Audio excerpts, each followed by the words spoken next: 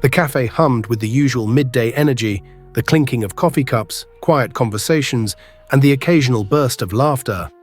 She walked in like she owned the place, her designer heels clicking against the hardwood floor. Heads turned as she made her way to the counter, ordered a latte, and settled at a window table. There was something about her, an effortless elegance that made people look twice. Some thought she might be a model. Others swore they'd seen her somewhere before, but no one could have guessed the truth. She was just opening her laptop when the officers walked in. They moved with purpose, scanning the room with their phones in hand. Their eyes landed on her and stayed there. Without a word, they approached her table. "Ma'am, we need you to come with us," the first officer said, already reaching for his cuffs. She looked up, confused but composed. "I think you have the wrong person," she said calmly.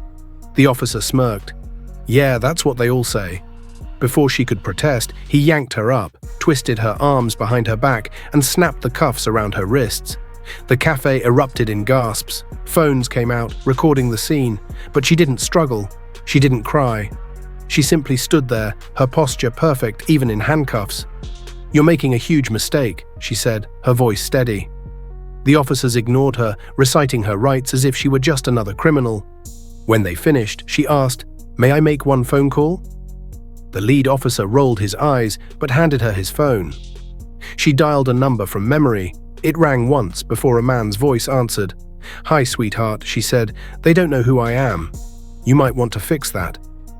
Then she hung up and handed the phone back with a small, knowing smile.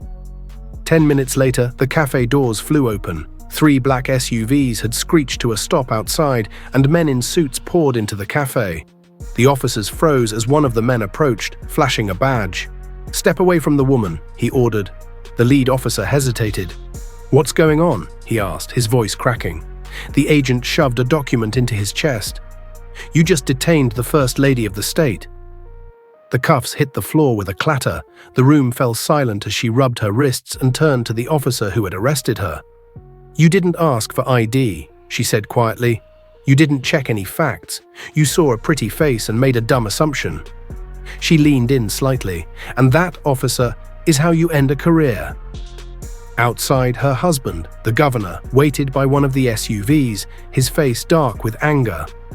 The officers weren't just suspended, they were investigated for misconduct, excessive force, and public endangerment.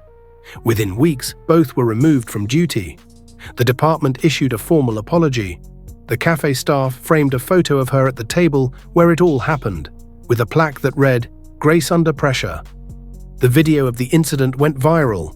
"Wrong woman, right call," the headlines read. Millions watched as she handled the situation with poise while the officers crumbled under the weight of their mistake.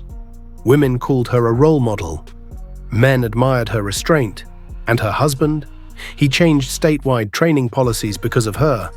What no one knew at the time was that this wasn't her first time being underestimated. Years ago, she'd been a top federal prosecutor. Before that, she'd worked in intelligence overseas. She'd given it all up to support her husband's career, never asking for recognition. But in that cafe, when 2 men assumed her beauty meant she was powerless, she reminded the world that silence isn't weakness, it's strategy. She never spoke publicly about what happened, but those close to the governor say he keeps a photo from that day on his desk. Not because it was a scandal, but because it reminds him of the woman he married. The woman who could have destroyed those officers with a single word, but chose to do it with dignity instead. So the next time you see someone who seems too polished, too put together, too quiet, remember this story. Grace isn't weakness. Sometimes the most powerful person in the room is the one everyone underestimates, until it's too late. If this story resonated with you, don't forget to like, subscribe, and let us know in the comments. Have you ever been underestimated? How did you prove them wrong?